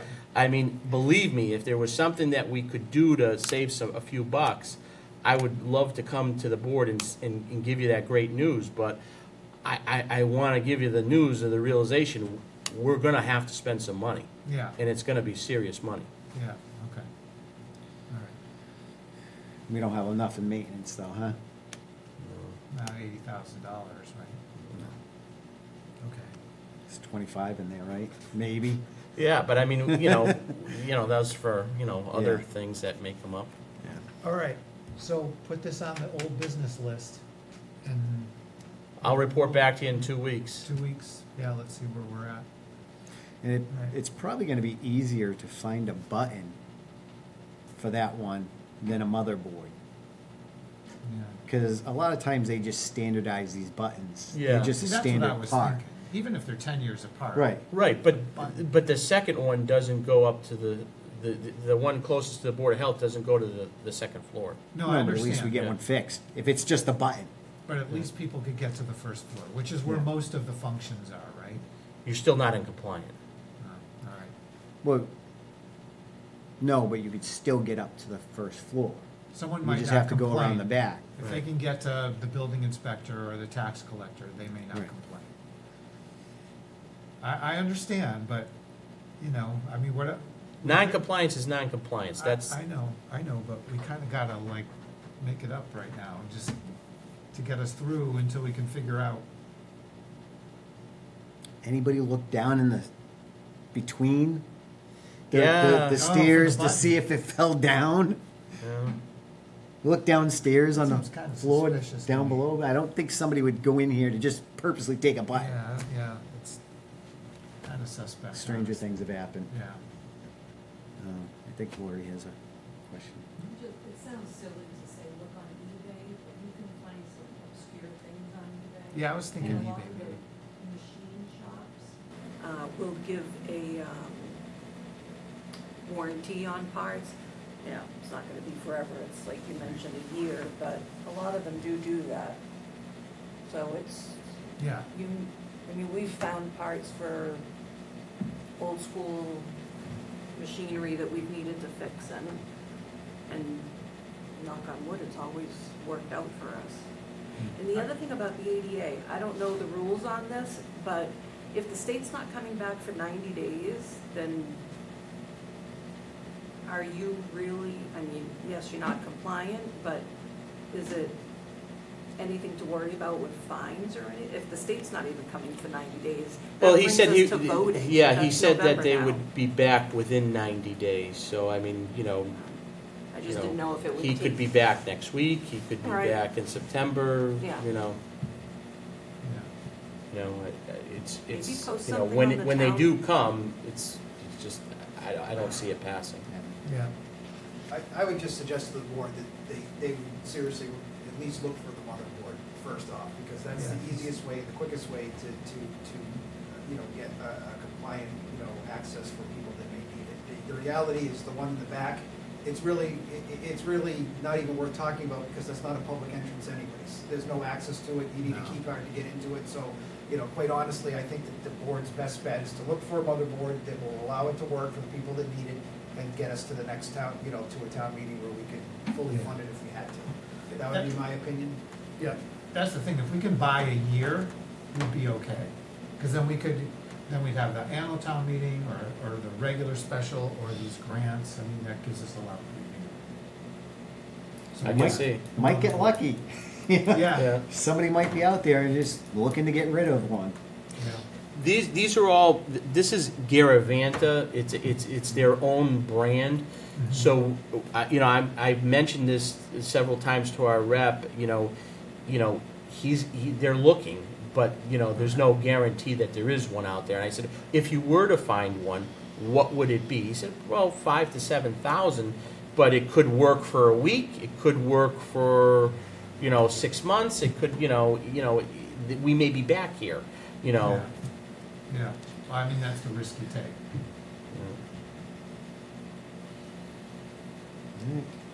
Dan had Thanks for the somebody bad come news. from Paraguay today, Portugal, at work to look at antique machinery. They came all the way from Portugal, so people sell out their family members in these parts. Maybe, You have maybe. anything, your hand might be up, or maybe that's from the last time.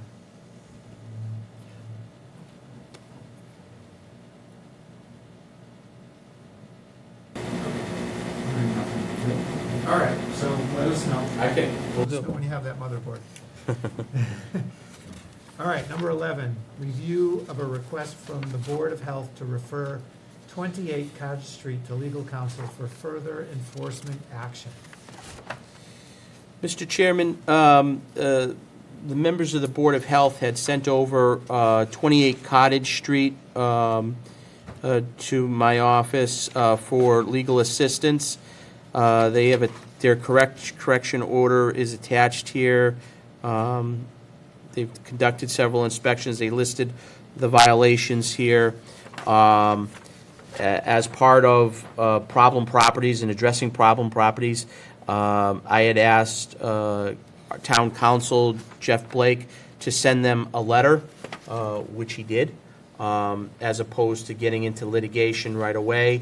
Hopefully, this letter will serve as a final notice that to address their code violations and sanitary code violations by August 18th.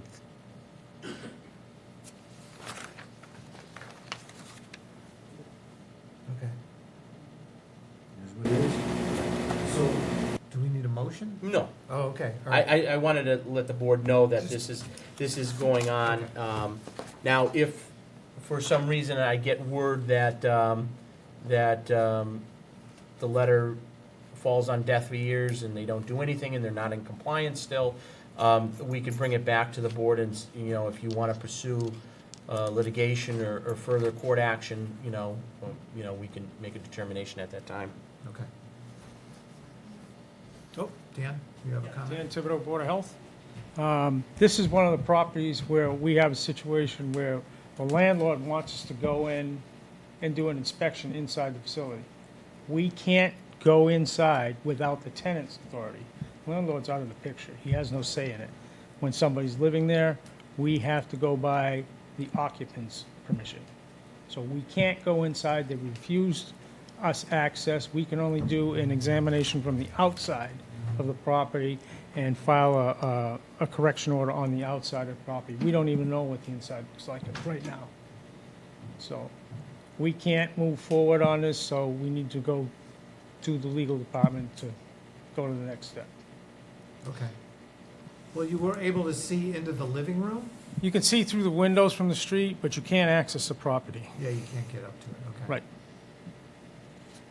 All right, Okay? thank you. Any questions? No? Got to take care of these properties. Derek, any questions? No, sir, everything is okay. Okay. All right, review and discuss a request from the Quabog Regional School District on the establishment of a transportation revolving fund account. Thank you, Mr. Chairman. So before you this evening is a request from our business agent over at Quabog, Nikki Gonzalez. The Quabog Regional School District wants to establish a transportation revolving account. This is not unusual for school districts, regional school districts, to establish one of these types of accounts. And so essentially, it would be just a revolving fund for school transportation where the town, instead of getting checks back and forth from the district, if they get their numbers come in higher for transportation and we get a refund back on the transportation numbers because the state hasn't finalized their numbers yet, and we've already set the budget, we would get a check back for the difference if it was higher. Instead of that, instead of having that accounting transaction of a check back and forth, this would be just into a revolving fund where it's easier for the school to do that and not have to do these checks back and forth. It's a little bit of a work on our end, on the town side, but I had a conversation with Dawn and with Jackie about it, they seem to think that they can make it happen. Okay, and we would get some sort of report that said, here's, we have this excess, In the revolving fund account. and your portion is, and West Brookfield's Right. portion is, whatever. Right. Okay. The school committee voted to approve this with the caveat that each town was in agreement of this. It's my understanding that West Brookfield will be in agreement with this as well. Okay. And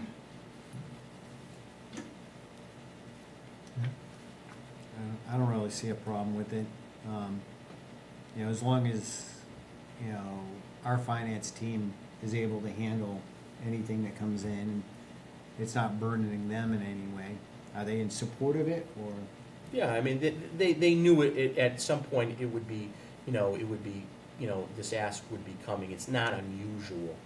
So this is like a best practice now? Well, yeah, I mean, it's just a different type of practice, yeah. Okay. All right. Derek? Yes? Any comment or questions on this one? Just like David said, if they can handle it, I'm okay. Okay. All All right. right, I'll make a motion to, well, are we doing a motion? You don't have to, I mean, as long as there's no objection, it's not necessarily to be voted on. Yep. It's kind of like I Yeah, wanted to, It's not even up for yeah, the vote. I wanted to just share this information with the board. Okay. I'm good with it. Yeah. All right. Looks like we are on to warrants and bills. Awesome. All right. Make a motion to pay the following warrants: payroll number 02-2026 in the amount of $138,249.08. Accounts payable number 55-25 in the amount of $322,198.43. Accounts payable 05-26 in the amount of $863,814.25. Accounts payable number 06-26 in the amount of $266,435.61. Is there a second?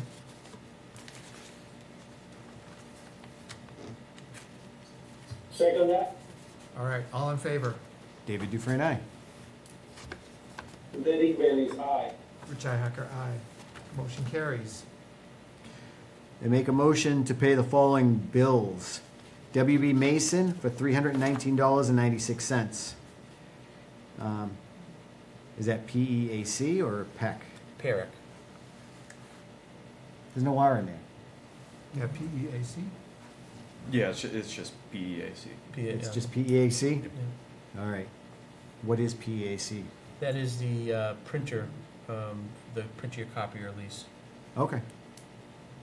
You didn't know that? It had a different name before, like. Yeah, it's a different company. We got a different you got it. lease. Oh, okay. All right. Okay, PEAC for $649. BG Mechanical for $593.06. Verizon for $24.27. Kelco for $448.70. C2MA Adams for $2,823.76. Is there a second? Second, All in favor? David Dufresne, aye. Derek Bailey's aye. Richi Hacker, aye. Motion carries. Is there a motion to approve the minutes from July 24th, 2025? I'll make a motion to approve the minutes for July 24th, 2025. Is there a second? Second, All in favor? David Dufresne, aye. Derek Bailey's aye. Richi Hacker, aye. Motion carries. Town Administrator report. Thank you, Mr. Chairman, members of the board. So this week, I want to report on a couple things. I had an opportunity this week to review some price quote and a scope of work for some duct work down at the senior center from Kleberg Sheet Metal. Kleberg Sheet Metal is a company that could potentially help us with our duct and vent problem at the senior center. The quote and the scope of work is for us to come up with a design and drawings to map out a duct system that would fully operate efficiently down at the senior center. It may require us to abandon the existing non-functioning ductwork and run the new ductwork right to our unit. Okay, for Kleberg to do this type of analysis and provide us with a quote, that would be somewhere around $7,000 to do that work, and to provide us with some plans. We had a brief discussion with CDAC a few weeks ago about potentially tapping into some surplus money from the reserve accounts from projects that we collected on that can be used for any town discretionary purposes, unrestricted. And so my plan is to talk with CDAC and to see if they would be interested in using some of those funds, which ultimately are under the control of the Board of Selectmen, but it would be nice to go in it as a unified group so that we can potentially get this scope of work and this plan done to address the duct problem there. This is just to get us an estimate. This is not for the replacement of the ducts, okay? $7,000? Yeah. Yeah. Okay. So this is what it would cost to just get us a phase one duct design for this project.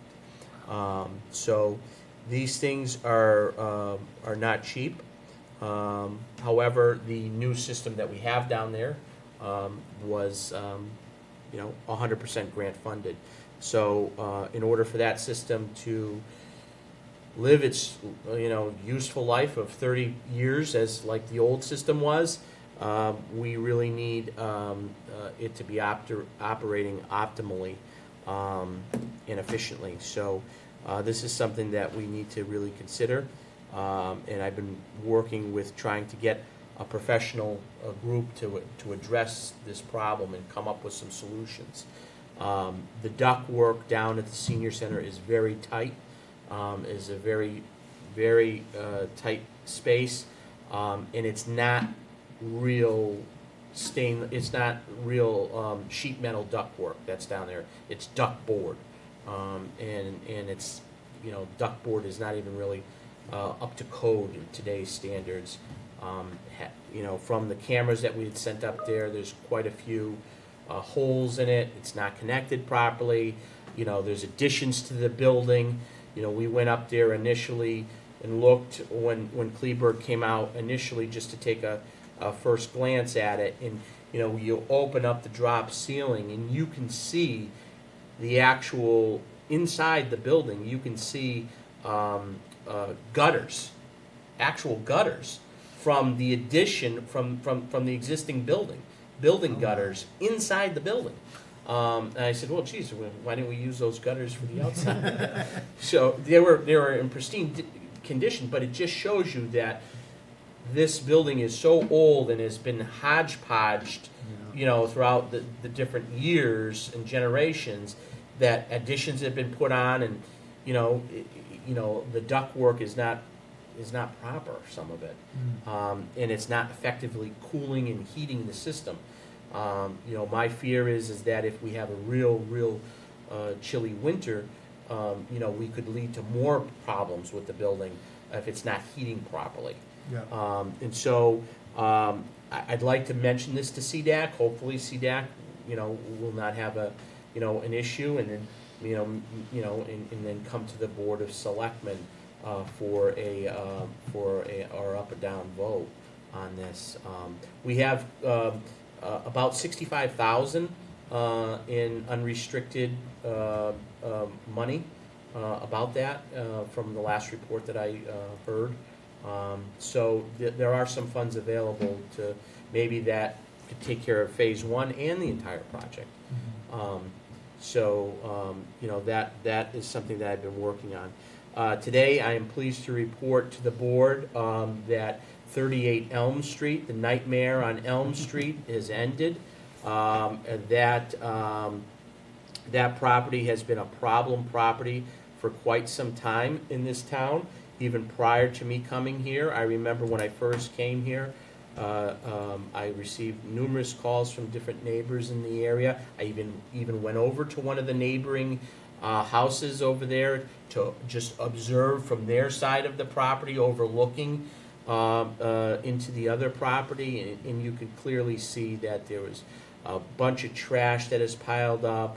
The in-ground pool is like now a pond with lily pads and vermin in there, and is just overwhelmed with brush and grass, and has not been maintained, unfortunately. But on top of not maintaining it, they also didn't pay taxes for 10+ years on the property. And so, you know, we all got together as a coordinated effort with multiple town departments to look at addressing and trying to get this property recovered in the proper way. We worked with highway, we worked with sewer, we worked with treasury, collectors, police, fire. You know, we worked with every department, Board of Health, every department, you know, in town played some type of role in this property, or had touched this property at one point or the other. It's really unfortunate, and you know, to all our residents out there, if for some reason you're facing a hardship, or there is an issue going on, you know, we don't need to know the issue. Come on in. You know, our treasurer will work with you on payment plans. And do something. This is the last resort, and you know, we don't want to do taking properties. This is not our goal here. We're not, you know, we're not a real estate portfolio company looking to take on properties. So this property needed to be taken. It has been taken, and the moving company was there. The locksmiths were there. Vigils was there to assist with the towing of a junk car. Just everything was really coordinated, excellent. And what's now going to lead up to the new law that requires us to not auction off the property initially, but to list the property and market the property with a real estate agent or broker. Because this tax title property was received and recorded after November 1st of 2024, that requires the town to actively market the property and actively sell the property with a licensed real estate agent or broker. And then if after a year's time had passed and there was no accepted offer, then the town could potentially auction it off. Oh, is But, that right? Yeah. So it's gotta be listed for a year. Yeah.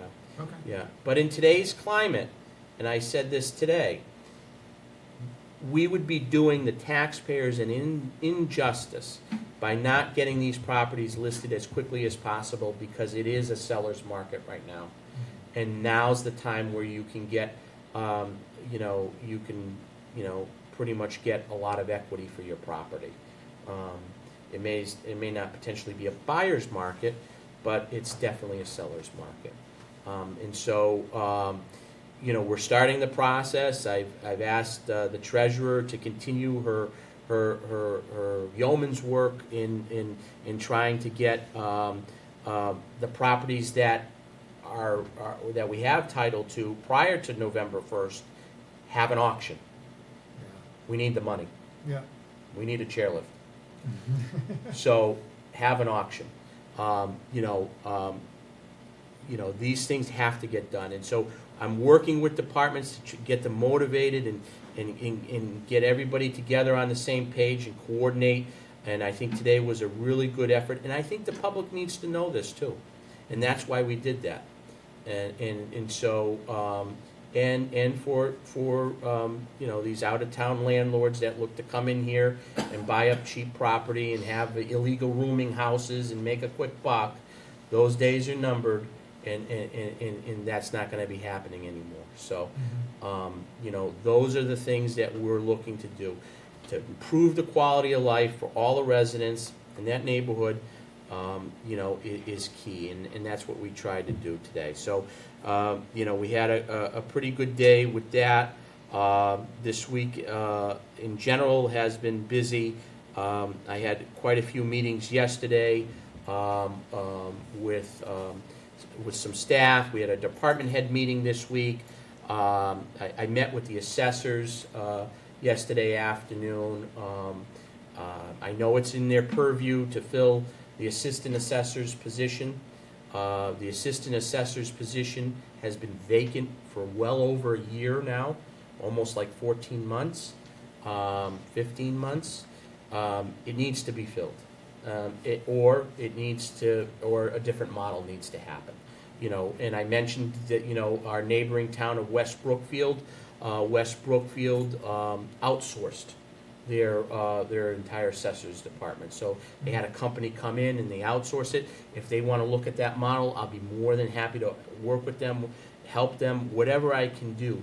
But there's time and time again that we experience here at Town Hall, at the Shepherd Building, people looking for services in that office and looking to get access to that office.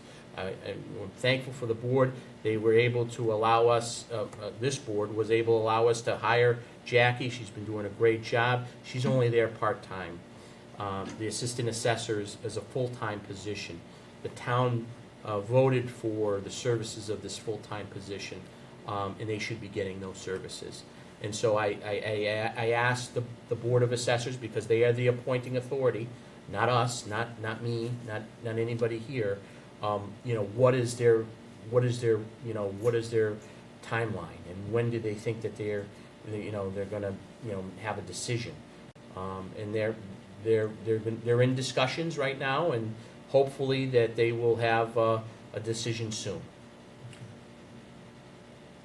But the departments have been very good with fielding some calls and fielding some concerns of some residents that come into the building. But we don't have a lot of staff here, as everybody knows, and so the few staff that we do have, they have other functions to do, and we're really hopeful that the assessors can make a determination as to what direction they're going to head.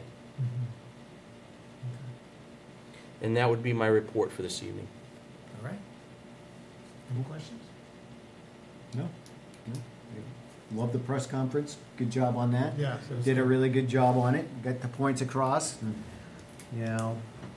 people need to understand we all need to pay our taxes and do our part, because that's how the town keeps on running. And if you don't do that, then things start suffering. And people should do that. We all have to do it. We all do our part. It's a team. And if you don't, well, you might lose out in that deal. Derek, any comments? No comments for that. Thank you. All right. All right. New business. Anything? No, just the correspondence, the complaint. All right. Old business. Anything on the old business sheet? Do you have that? So the welcome to Warren Great. signs? Want up there? Sure. They're in process. Okay. All right. I got a lot going on right You now. only get Yeah. so many days and All right. so many hours in a day. Well, we haven't revisited these, so I guess we'll go through all of them. Haven't revisited these in a while. The new website, a third vendor maybe? So, the board has decided to move along with Civic Plus. Yeah. Oh, do we still want to hear from somebody anyway, or, well, maybe not, I guess. Next year. Okay. It's All only right. a year commitment.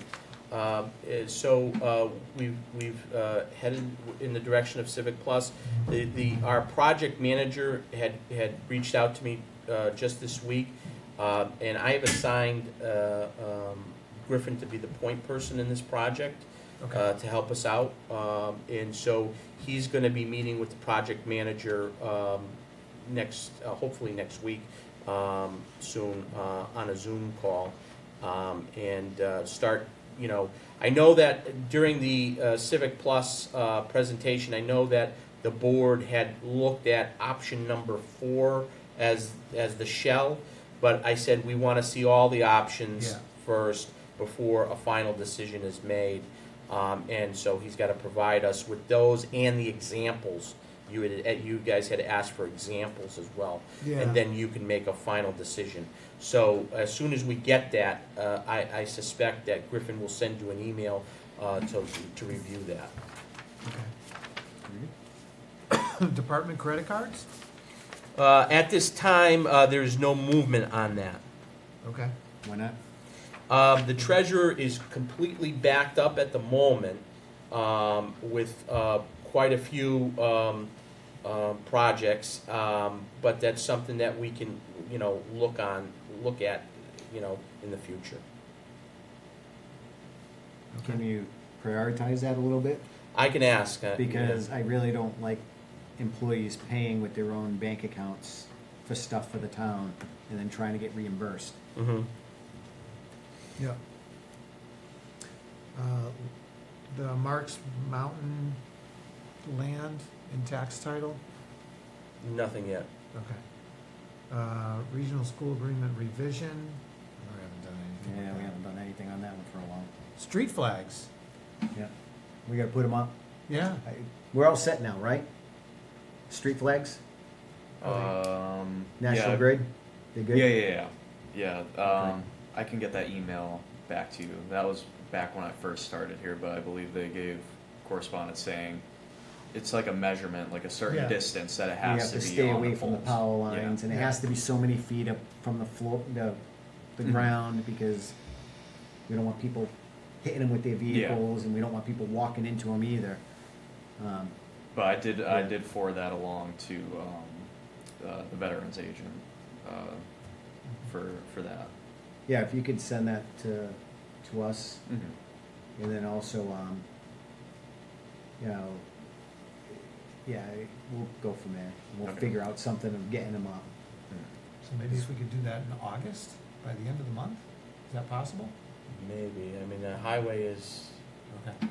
busy right now, but I'll check with them. Okay. Well, Do we, no, Jim I- McKeon? yeah, Jim's not here, so. Yeah. I was gonna get with Jim, and we were just gonna go out there with a ladder, pull the pole, boom, boom, boom. Okay. And I think he has issues with ladders, but I'll go up. All right. It's just 2 screws, Yeah. you know, All right. about, 60 times? That is quite a few flags. Yeah. And we can get those up. Okay. I gotta get with Jimmy. All right. Right to farm bylaw? Yep. Board of Health? Yeah, it's coming for its final review, my next meeting, and then it'll be kicked up to you guys. Okay. All right, so soon-ish. Yep. Okay. Cool. Anything else that we need to add to the list? No, the Marks Mountain land, what is really going on with that? I know we haven't had time. Is that just pending us hiring somebody to do a Yeah, we have. title search? Title search, a surveyor, it's it's land we don't know. Yeah. Well, I think the title search is the priority of finding out Yeah. who even owns it. Yeah, Yeah. that would be the first thing. Because some are saying us and some saying somebody else, but if somebody else owns it, It's just- We don't They- even know the exact boundaries Yeah. and, different things, Yeah, but at least through the registry of deeds, we know if we own at least some of it or some part of it, right? And then we could go from there, but if we don't own anything, then we can just drop it. it would be it'd be great for a parks thing, for them to do a trail up there. Yeah, it would be. But on the other side, if we don't own it and somebody else owns it, why aren't we getting taxes from them? Mm. There's that. You know? We got these little black holes in the town, we need to stop figuring them out. All right, I made a couple notes, you probably have them, but I changed the website thing, just to, you gotta just keep on track with the city stuff. All right. Correspondence, so let me see, we have an email from a woman on 169 Southbridge Road, just talking about, she had some interaction with the Board of Health about stuff on her property, and then she was complaining about like the lack of rails, and the rubbish.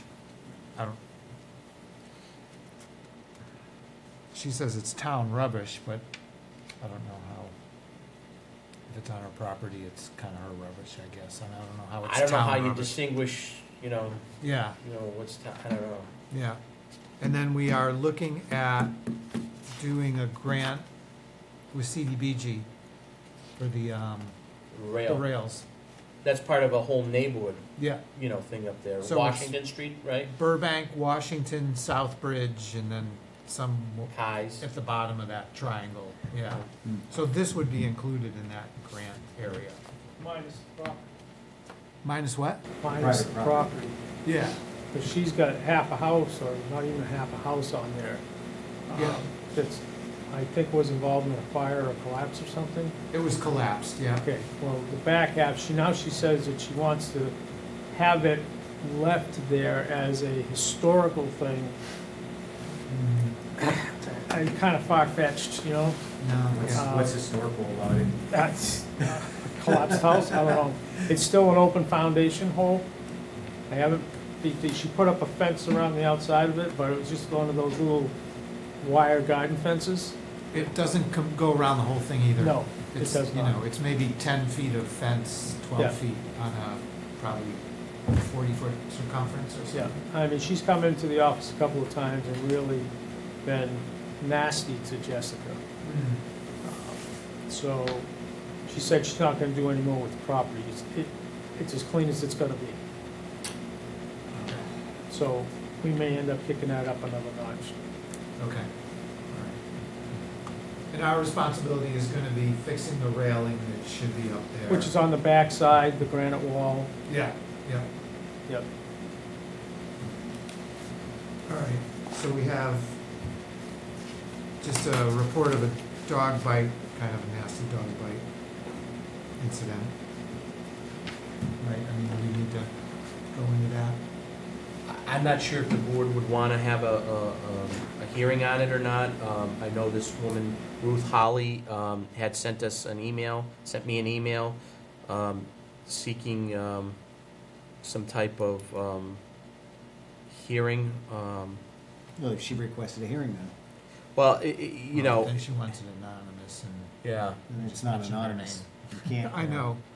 So Right. is it, well, she has to make the complaint, I mean, we Right. can't. Well, this is the complaint. This is her complaint. But she has to be here to defend the Yeah. argument. Yeah, we're just not gonna have a dog hearing based on an email that, Okay. without any will behind it, right? Yeah. I mean, if you could contact her and just say, do you want us to go forward with it? Right, I mean, she has to come to us with This this is isn't her- really this- a complaint, this is more like a description of what happened. Yeah. I don't know if that Well, but she's not asking for, I would like you to do this, or I would like you to declare the dog dangerous or nuisance. That's what we need, right? Well, I don't know if she's aware that she has that ability to do that, but Did she Okay. even talk to the ACO? I believe that there was some calls back and forth. I don't know if there was an actual discussion. I think she Because that's tried to where she reach was- out to her a couple times, but didn't hear back. Okay, But I did talk to Tammy, and she said that she had left some voicemails. I don't know if they actually had a chance to talk. all right. Maybe you can just touch base next week and just see what's going on. Okay. Yeah, just advise her what the process is, and what is she complaining? Is it a nuisance dog or a dangerous dog because there was an actual bite? Did she go to the hospital? You know, all that stuff. We don't need to know medical records or anything like that. We don't want to violate HIPAA, but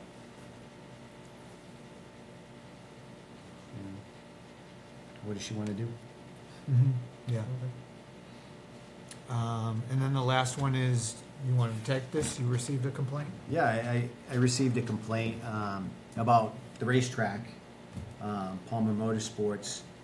There were several vehicles going down South Bridge Road that appeared to be going fast, but had loud exhausts.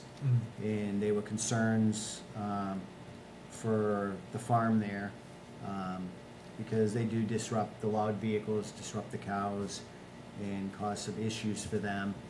And they were hoping if we can get some sort of discussion going with the racetrack and let them know you can't be driving through the town with, you know, vehicles without exhausts on them. You gotta be doing the speed limits. I can understand some of these vehicles go very fast and people are very proud of them and they are very nice vehicles. But they do need to respect the residents when they're driving through the neighborhoods.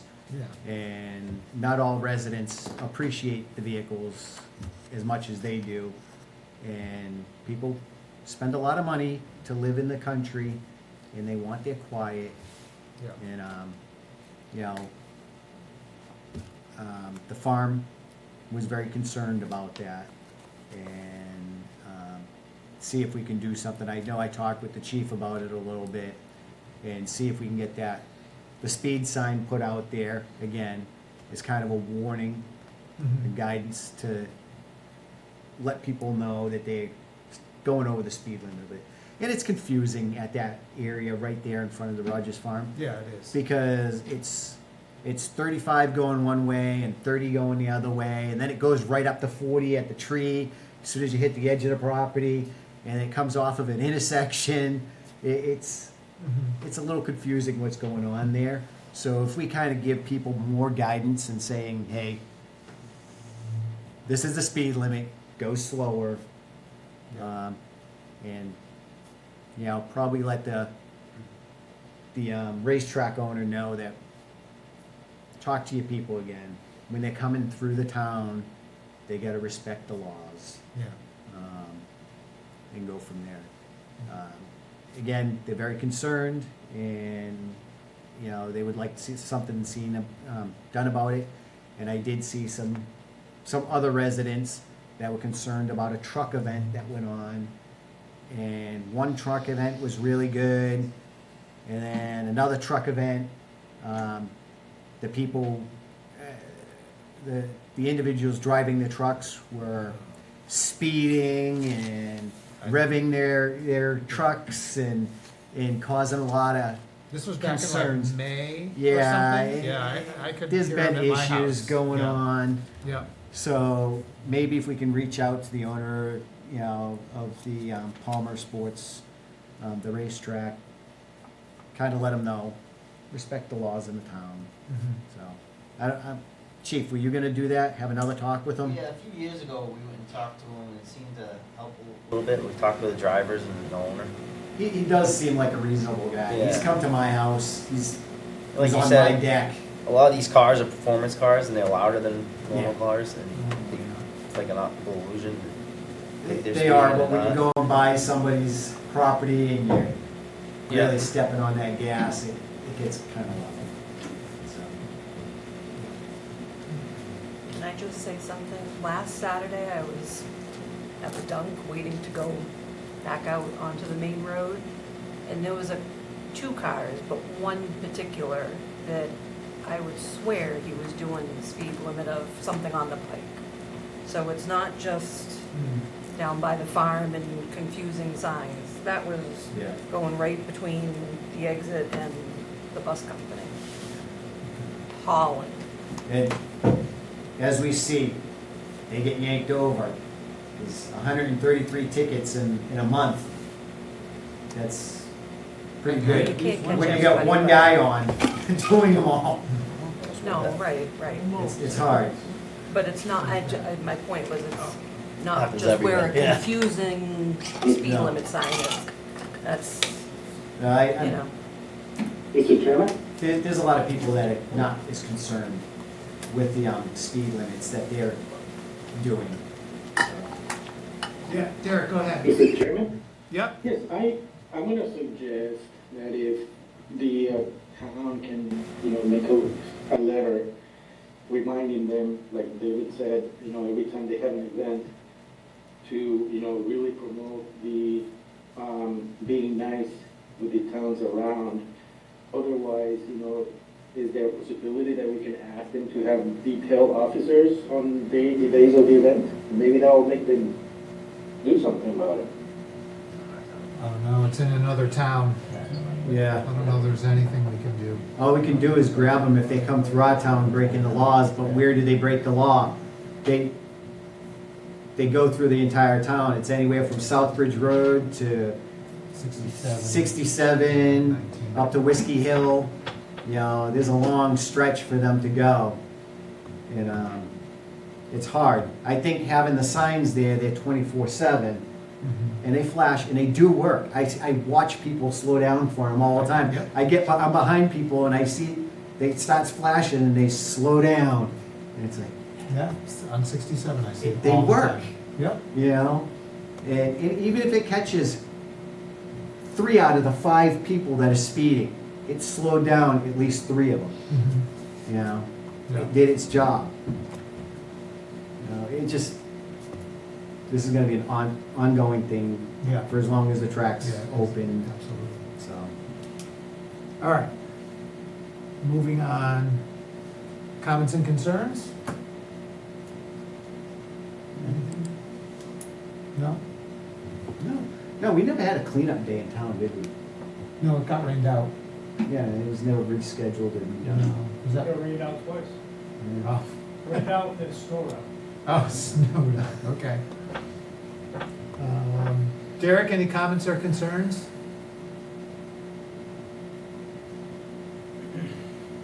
Nope.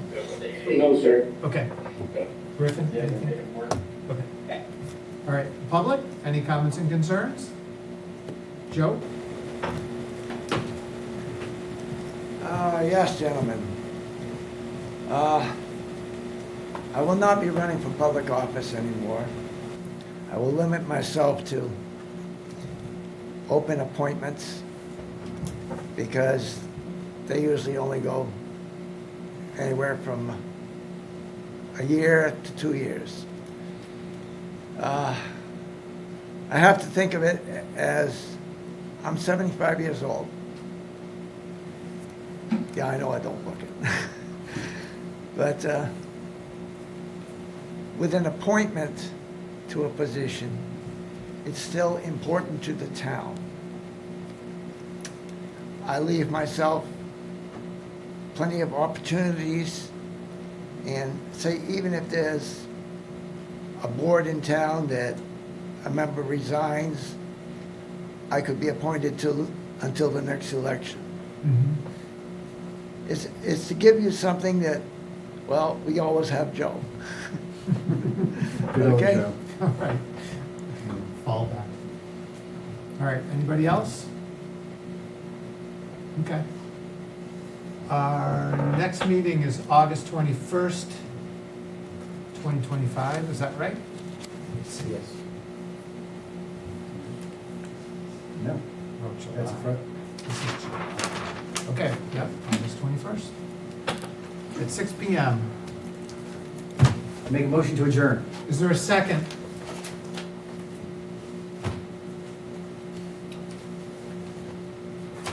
Derek? I'm sorry. You want to Second second? that. What? Do you want to second the motion to adjourn? Second that. All right, all in favor? David Dufresne, aye? Billy's aye. Rich Ihacker, aye. We are adjourned. Good night, everyone. Okay.